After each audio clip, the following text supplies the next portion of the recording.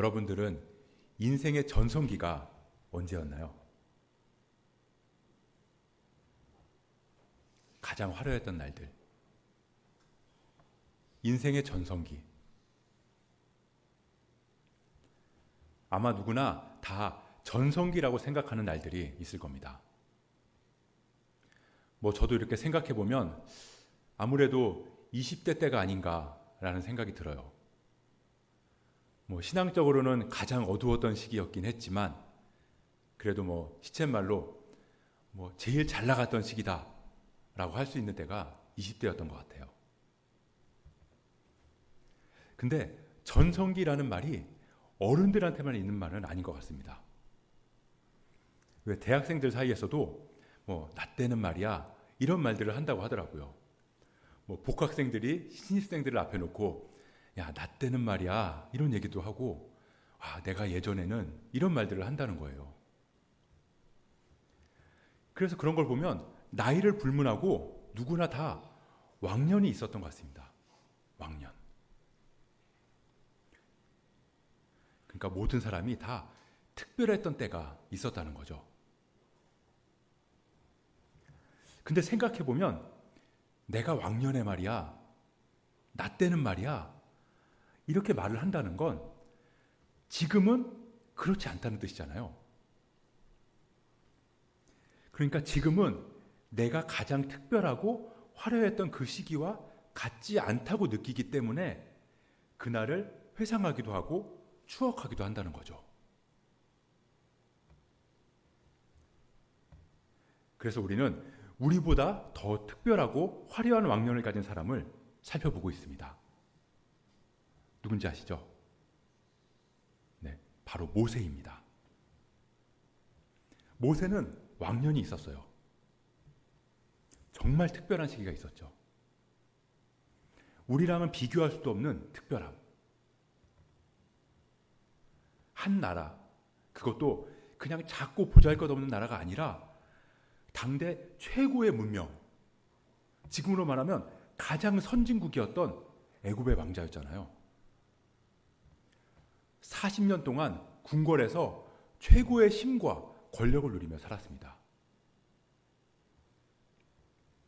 그랬던 모세가 애굽 왕 바로를 피해서 미디안 광야로 도망쳐 나온 거예요. 우리가 지난 시간에 살펴봤던 2장이 어떻게 마무리됐죠? 하나님이 그들의 고통 소리를 들으시고 하나님이 아브라함과 이삭과 야곱에게 세운 그의 언약을 기억하사 하나님이 이스라엘 자손을 돌보셨고 하나님이 그들을 기억하셨더라. 하나님께서 이스라엘 자손의 고통 소리를 들으셨고 그 자손을 돌보셨고 그들을 기억하셨다는 내용으로 2장이 마무리되었습니다. 이제 당장이라도 하나님께서 일하실 것 같이 느껴지잖아요. 고통을 들으셨으니까 막 달려가서 이스라엘 백성들을 애굽의 손에서 구해주셔야 할 것 같은데 그 후로 40년이라는 시간이 그냥 흘러갔습니다. 왜 모세의 인생을 크게 40세, 80세, 120세 이렇게 세수로 나눌 수 있다고 그랬었잖아요. 그러니까 40세에 미디안 광야로 도망쳐 나온 모세가 지금 80세가 되었다는 거예요. 40년의 시간이 흐른 거죠. 모세에게 그 40년의 기간이 어땠을까요? 어쩌면 처음에는 다시 재기하기 위해서 기회를 노렸을지도 몰라요. 기회가 되면 다시 애굽으로 돌아가서 고통받는 형제들, 이스라엘 백성들을 구해야 한다고 그 사명감을 놓지 않고 살았을 거예요. 내가 지금은 비록 사막에서 양이나 치고 있지만 언젠가 나는 다시 애굽으로 돌아가야 한다. 하나님께서 나를 왕자로 세우셨던 그곳으로 돌아가서 이스라엘을 구해낼 것이다. 이런 다짐을 하고 살았다는 거죠. 그렇게 시간이 한 해, 두 해 흘러갑니다. 시간이 흐를수록 모세의 심정은 괴로웠을 거예요. 자괴감이 들었을지도 몰라요. 내가 지금 뭐 하나, 이런 생각이 들었을 겁니다. 그런 모세의 모습을 성경은 이렇게 기록하고 있어요. 3장 1절입니다.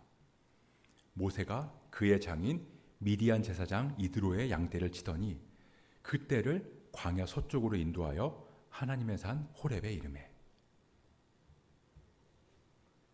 양떼를 치는 모세를 기록한 본문 어디에도 타오르는 사명감 같은 건 찾아볼 수가 없어요.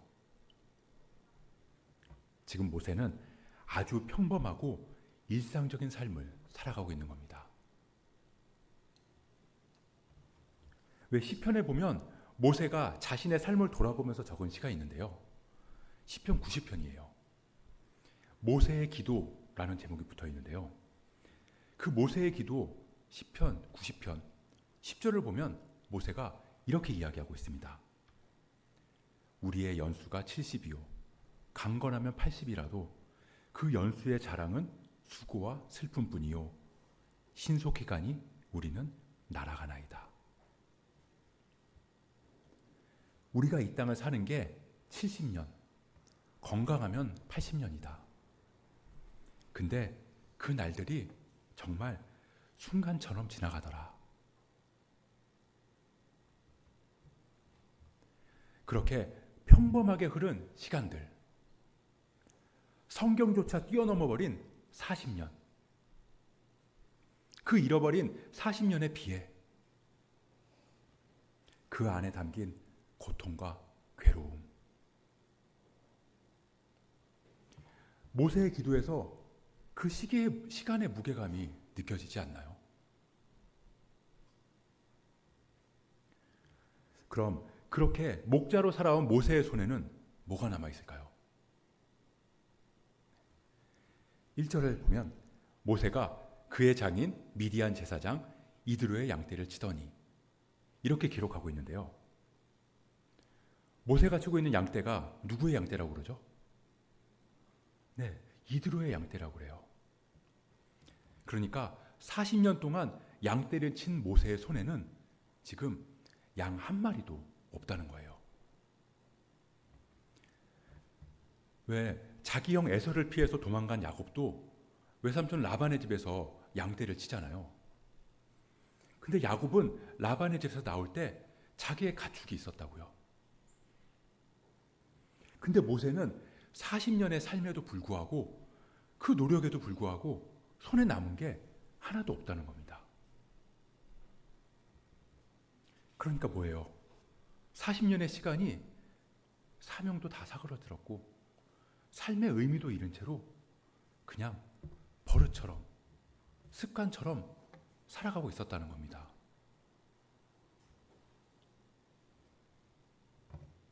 그렇게 모세는 여느 때와 마찬가지로 양떼를 몰고 광야 서쪽에 있는 한 산으로 향했습니다. 그렇게 일상을 살아가던 어느 평범한 날 하나님께서 불쑥 찾아오신 거예요. 여호와의 사자가 떨기나무 가운데로부터 나오는 불꽃 안에서 그에게 나타나시니라. 그가 보니 떨기나무에 불이 붙었으나 그 떨기나무가 사라지지 아니하는지라. 양떼를 먹이기 위해서 호렙산으로 이동을 했는데 거기서 떨기나무 하나를 본 거예요. 그리고 그 떨기나무에 불이 붙었는데 불이 사라지지 않는 광경을 목격한 거죠. 이게 사막에 있는 떨기나무라고 합니다. 이 떨기나무는 사막에서 흔한 나무라고 그러더라고요. 근데 이 나무의 덤불들이 막 바람이 불면 사막을 굴러다니는 거예요. 그래서 건조하고 메마른 그 사막을 막 굴러다니다가 그 가시 덤불들끼리 부딪히거나 아니면 지면의 열로, 마찰의 열로 인해서 불이 붙는다고 합니다. 그러면 이 떨기나무 가지가 건조해서 그 말라있는 상태이기 때문에 불이 확 타고 타오르다가 바로 꺼져버린다는 거예요. 그러니까 모세는 이 떨기나무가 불에 타는 모습을 처음 본 게 아니라는 겁니다. 어쩌면 매일 보는 일상의 광경이었던 거예요. 지금껏 수도 없이 봐왔던 겁니다. 근데 지금 모세의 눈앞에서 타고 있는 이 떨기나무는 조금 다른 거죠. 분명히 불이 확 타고 나서 꺼져야 되는데 이 나무는 불이 계속 붙어 있는 거예요. 뭔가 이상하다는 겁니다. 그래서 살펴보려고 가까이 갔어요. 이 떨기나무에 대해서 여러 가지 해석들이 있는데요. 수많은 학자들이 왜 떨기나무인가? 라는 주제를 놓고 다양한 의견들을 주장합니다. 그러니까 불이 붙었지만 타지 않는 떨기나무가 이스라엘을 상징한다 라고 보기도 하고요. 하나님께서 애굽이 아무리 박해를 해도 이스라엘을 멸망시키지 않는다는 걸 모세에게 보여주는 상징이다 라고 이야기하는 사람들도 있어요. 그리고 유대인 랍비들이 성경을 해석한 미드라시 라바에서도 이 부분을 그런 식으로 해석하고 있습니다. 하나님께서 고통받는 이스라엘과 함께하고 있는 걸 모세, 너가 깨닫고 기억해라, 이런 식으로 해석을 한다는 거예요. 근데 이런 해석들은 대부분 유대교 주석가들이 해석하는 내용들입니다. 그러니까 실제 본문은 사실은 불타는 떨기나무랑 이스라엘을 연결해 두는데 아무런 관계가 없다는 거예요. 그러니까 떨기나무는 어쩌면 지금 무너질 대로 무너지고 주저앉을 대로 주저앉은 모세를 향한 하나님의 배려라고 볼 수 있습니다. 떨기나무같이 보잘것없는 곳에 임재하신 하나님. 그러니까 지금 모세가 감당할 만한 눈높이에 맞춰주신 하나님의 인격적인 임재라는 걸 우리가 알 수 있어요. 그렇게 인격적으로 모세를 찾아오신 하나님은 불을 통해 임하셨습니다. 이 모세는요, 자기 안에 있는 열정과 정의감을 불태워서 주어진 소명을 감당하려고 했어요. 근데 그 불은 40년이라는 시간 동안 다 사그라들었습니다. 그때 자기 형제를 구하겠다고 애굽 사람을 쳐 죽였던 그 불같은 마음이 다 꺼져버린 거죠. 그런데 불로 임한 하나님, 내가 그들을 돌보고 기억한다 라고 말씀하신 그 하나님의 불은 아무리 시간이 흘러도 꺼지지 않고 임하신다는 걸 모세에게 보여주시는 겁니다.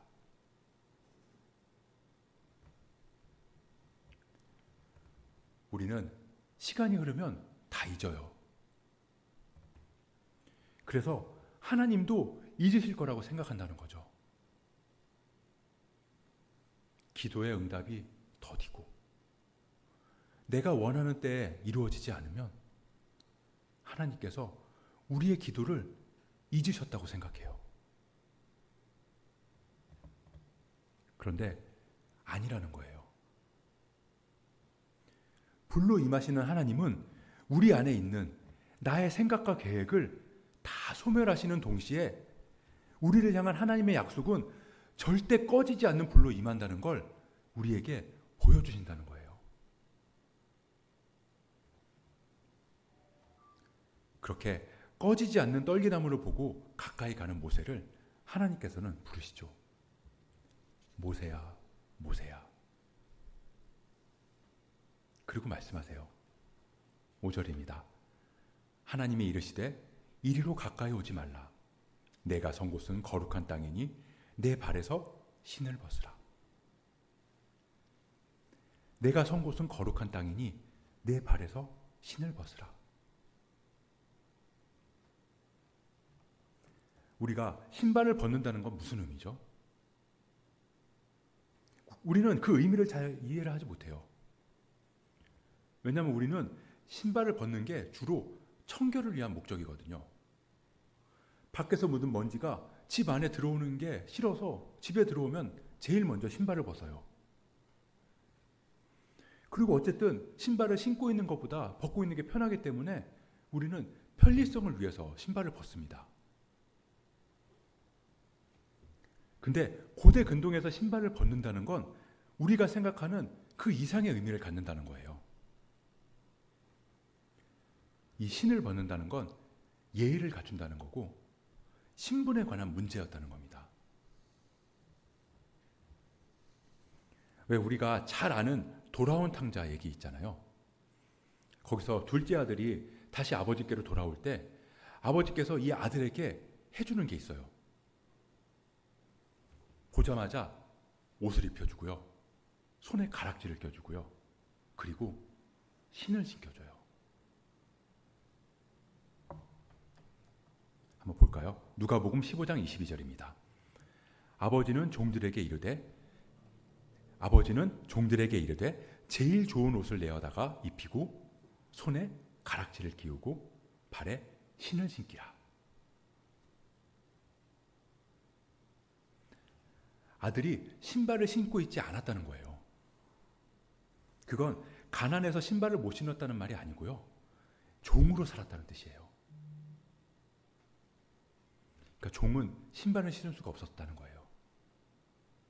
그러니까 신을 벗는다는 건 겸손과 예의의 행위고 나의 신분의 문제라는 겁니다. 만약에 모세가 한국 사람이고 하나님께서 떨기나무가 아니라 소나무에 임하셨다면 하나님께서는 이렇게 말씀하실 것 같아요. 내가 선 곳은 거룩한 땅이니 내 머리에서 모자를 벗으라. 왜냐하면 우리는 어른 앞에서 모자를 쓰고 있는 걸 예의가 없다고 생각하잖아요.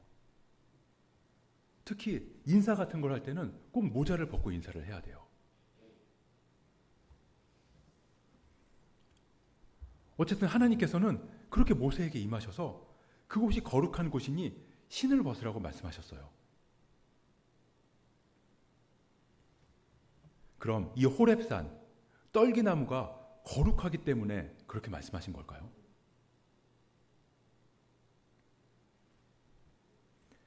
하나님께서 내가 선 곳은 거룩한 곳이니 신을 벗으라.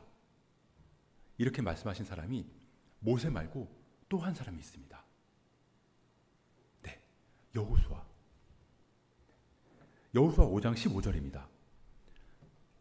여호와께서 군대 대장 여호수아에게 이르되 내 발에서 신을 벗으라. 내가 선 곳은 거룩하니라. 하니 여호수아가 그대로 행하니라. 이스라엘이 여리고를 앞에 두고 있을 때 하나님께서 여호수아에게 하신 말씀이세요. 그럼 여기서도 여리고가 거룩하기 때문에 하나님께서 그렇게 말씀하신 걸까요?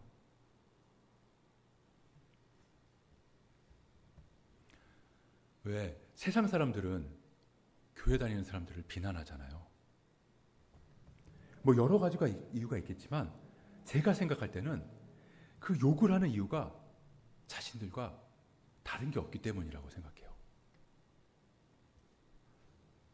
예전에는 교회를 다니는 사람들이 나랑 너무 달라서 비난을 받았다면 지금은 교회를 다니는 사람들이 나랑 다를 게 하나도 없기 때문에 사람들은 비난을 하는 것 같아요. 교회를 다니는데도 너무나 똑같아요. 아니 오히려 더 독하고 더 탐욕스러운 모습을 보일 때가 있다는 거죠. 왜 교회에서는 천사의 얼굴로 예배하고 기도하고 봉사를 하는데 세상에서는 나랑 전혀 차이점이 없는 그런 모습으로 살아가는 사람들. 그래서 그런 모습에 사람들이 이중적이다라고 말하면서 비난을 한다고요. 근데 정말로 그 사람들이 교회에 다니면서 세상 사람과 구별되지 않는 게 그 사람들이 정말로 이중적이라서 그런 걸까요? 생각해보면 그게 아닌 것 같아요. 왜냐하면 교회에서는 정말 진심인 것 같거든요. 예배하고 뜨겁게 찬양하고 눈물 흘리면서 기도하는 모습이 가식적으로 보이지 않는다는 거예요. 왜 교회 일이라고 하면 연차 내고 휴가 내고도 막 달려와서 교회 일을 하는 사람들을 보면 그 모습이 전혀 이중적으로 보이지 않는다는 거예요. 그런 모습을 거짓되다고 말할 수 없잖아요. 근데 왜 그렇게 헌신적이고 열정적인 사람들이 세상에서는 구별됨이 없을까?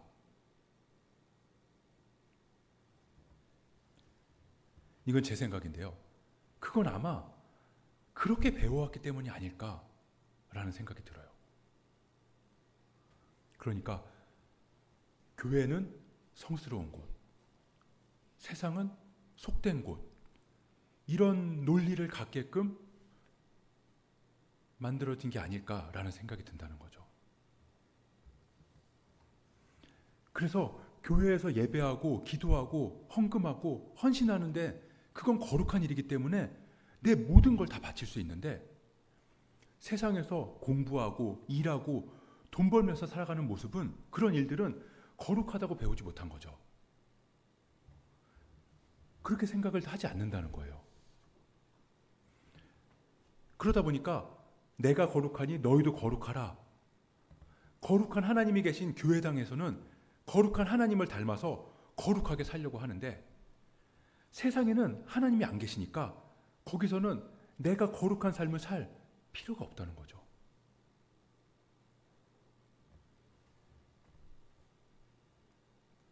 그래서 우리가 임재의 고백을 하는 거예요. 하나님께서 이곳에 계십니다. 그 하나님께서 내 안에도 계십니다.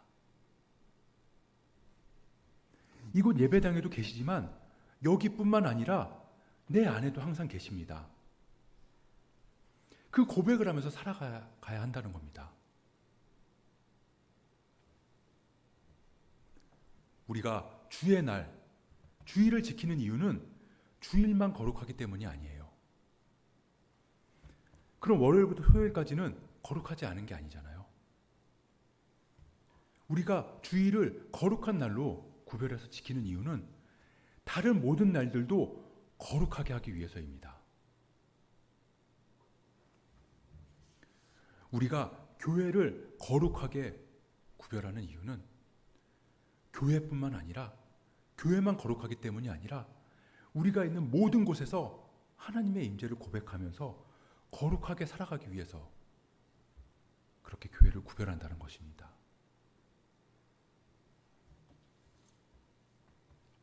그래서 우리가 신을 벗어야 하는 곳은 호렙산, 떨기나무 앞이나 여리고 앞이 아니라는 거예요. 거기가 거룩한 이유는 그곳에 하나님의 임재가 임했기 때문입니다. 그래서 우리가 신을 벗어야 하는 곳은 교회뿐만 아니라 집에서, 학교에서, 가정에서, 일터에서, 식당에서, 길거리에서 그렇게 우리가 어디에 있든지 그곳에서 신을 벗어야 한다는 겁니다.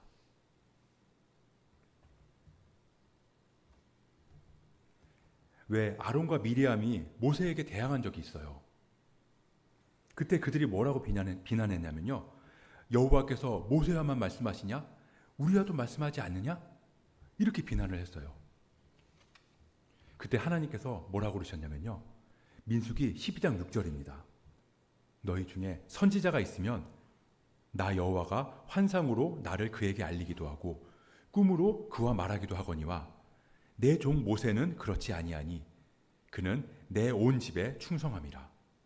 그와 내가 대면하여 명백히 말하고 은밀한 말로 하지 아니하며 그는 또 여호와의 형상을 보거늘 너희가 어찌하여 내 종 모세 비방하기를 두려워하지 아니하느냐. 하나님께서는 내가 다른 사람하고는 환상이나 꿈으로 가끔씩 말하기도 하지만 모세는 내가 대면해서 말한다. 그러시는 거예요.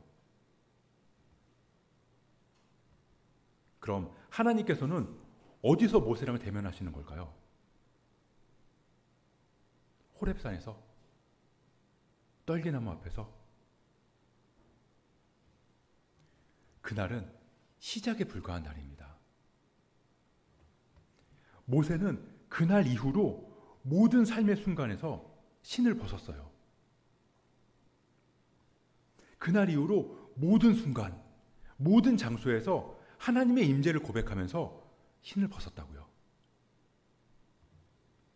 그래서 하나님께서 말씀하세요. 나는 모세와 대면하며 말한다.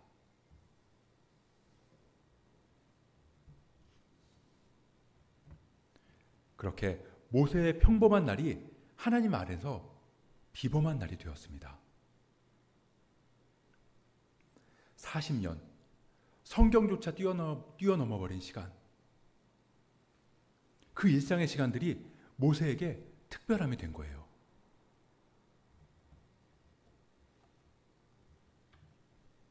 시편 78편 71절입니다. 78편 70절에서 72절을 보면 다윗에게 이스라엘을 기르게 하셨다라는 말씀이 나오는데요. 이 뜻은 양을 치는 목자가 되게 하셨다라는 말이에요. 그렇게 모세에게도 다윗에게도 하나님은 양을 치는 그 시간을 통해서 이스라엘을 기르는 지도자로 세우실 하나님의 계획을 이루어 가셨습니다.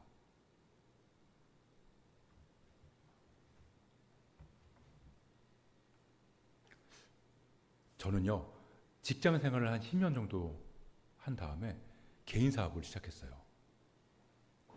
카페를 했는데요. 횟수로 한 5년 정도를 했어요. 근데 저는 지금도 그 시간들이 완전히 이해가 되지 않아요. 물론 그뿐만은 아니죠. 지금껏 살아오면서 정말 이해가 안 되는 날들이 너무나 많았어요. 저도 카페를 하면서 카페를 또 접으면서도 왜 하나님께서 이 일을 하게 하셨는지, 이 일을 통해서 나에게 무슨 얘기를 하시고 무엇을 깨닫게 하시려고 하는지 도무지 모르겠더라고요. 물론 그때 그런 시간과 그런 사건들을 통해서 하나님이 주신 은혜를 이런저런 모양으로 제가 고백을 했어요. 이래서 그 시간을 이렇게 지나게 하셨구나. 그래서 이 일을 하게 하셨구나. 그래서 이런 일들을 겪게 하셨구나. 그렇게 어렴풋이는 알겠는데요. 확실한 하나님의 뜻은 여전히 모르겠다는 거예요. 때로는 그 시간들이, 그때의 그 일들이 아무 의미가 없는 것처럼 느껴지기도 해요. 내 인생에서 그 날이, 그 시간이 도대체 무슨 의미가 있었나? 지금과는 전혀 다른 생활이고 지금과는 전혀 다른 일인데 그때의 그 시간이 그냥 버려지는 시간이 아니었나? 이런 생각이 들 때면 가끔씩 너무나 괴로워요. 그리고 가끔은 그런 시간들이 하나님께서 나를 심판하시는 시간이었나? 내가 고통의 시간을 지나가야 하는 그런 때였나? 이런 생각이 들기도 해요. 어쩌면 모세도 그렇지 않았을까요? 이 40년이라는 시간 동안 양을 치면서 얼마나 많은 기도와 얼마나 많은 묵상을 했을까요? 하루는 그래, 이래서 나를 이곳에 보내신 거야 라고 하다가도 또 한편으로는 도대체 내가 여기서 양이나 치고 있어야 하는 이유가 뭐야? 이렇게 하나님께 따지기도 했을 거고, 또 하루는 잔뜩 사명감에 불타올라서 애굽으로 돌아가서 이스라엘을 구할 그 계획들을 막 세우다가도 또 어떤 날에는 내 인생은 이렇게 끝나는 거야. 내가 뭘 할 수 있겠어? 이러지 않았을까요?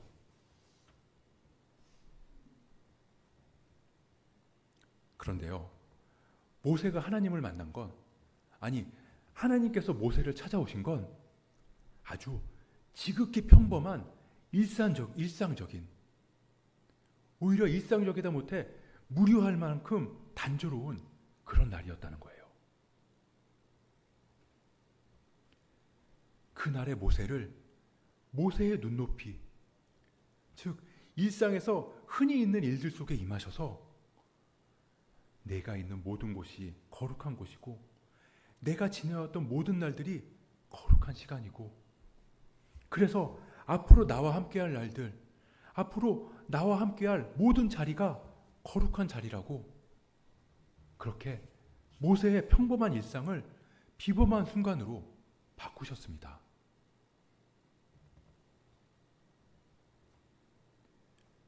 우리의 삶에 의미 없이 지나가는 그런 시간들. 근데 그 시간이 그냥 흘러간 시간이라고, 그냥 버려진 인생이라고, 그런 건 없다는 거예요. 아직 우리가 인식하지 못했을 뿐, 우리를 찾아오신 하나님은 우리 일상 가운데서 우리에게 말씀하고 계세요. 내가 선 곳은 거룩한 곳이니 내 발에서 신을 벗으라.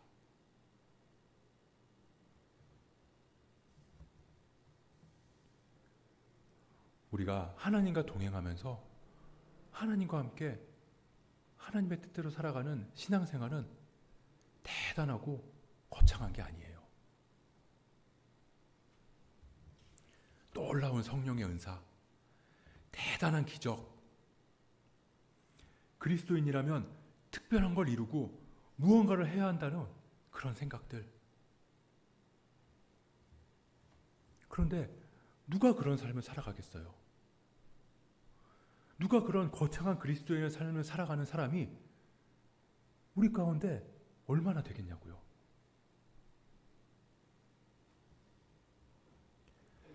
오스왈드 챔버스라는 사람이 주님은 나의 최고봉이라는 책에서 이렇게 이야기를 합니다. 물 위를 걷는 것은 충동적인 용기를 가진 사람에게는 쉬운 일입니다. 그러나 예수 그리스도의 제자로서 마른 땅을 걷는 것은 다른 문제입니다. 베드로는 예수님을 향해 가기 위해 물 위를 걸었습니다. 그러나 그는 땅에서는 멀리 떨어진 채 주님을 따랐습니다. 위기를 견뎌내는데 우리는 매 순간 하나님의 은혜를 필요로 하지 않습니다. 인간의 본성과 자존심만으로도 위기를 충분히 견뎌낼 수 있습니다. 그러나 매일 24시간을 성도로서 살아가는 것, 예수님의 제자로서 단조롭고 평범하게 살아가는 데는 하나님의 초자연적인 은혜가 필요합니다. 우리에게는 하나님을 위해 아주 특별한 일들을 해야만 한다는 생각이 깊이 뿌리박혀 있습니다. 그러나 우리는 평범한 속에서 특별한 일을 해야 하고, 시장 거리에서 거룩해야 하고, 일반적인 사람들 가운데서 거룩해야 합니다. 그런데 이걸 어떻게 5분 내로 배울 수 있겠습니까?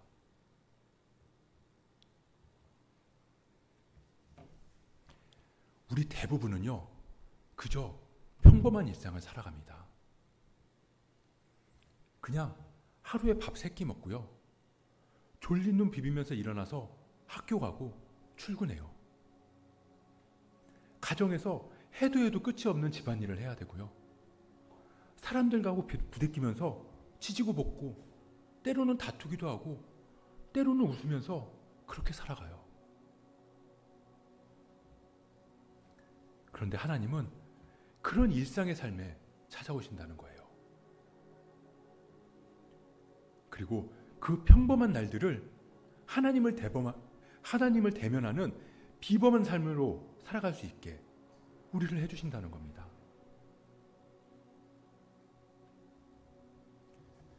그렇게 평범한 우리의 삶 속으로 찾아오신 하나님을 만나고 하나님과 동행하며 그렇게 비범한 그리스도인으로 살아가는 우리가 되기를, 그렇게 살아가기를 소원합니다. 그렇게 하나님께서 지금 이 순간에도 우리가 잃어버린 것 같고 버려진 것 같은 우리의 삶의 매 순간마다 그리고 지금 이 순간 앞으로 펼쳐질 우리의 일상적인 삶 속에서도 주님께서 우리와 동행하시고 함께 하시기를 주님의 이름으로 축복합니다.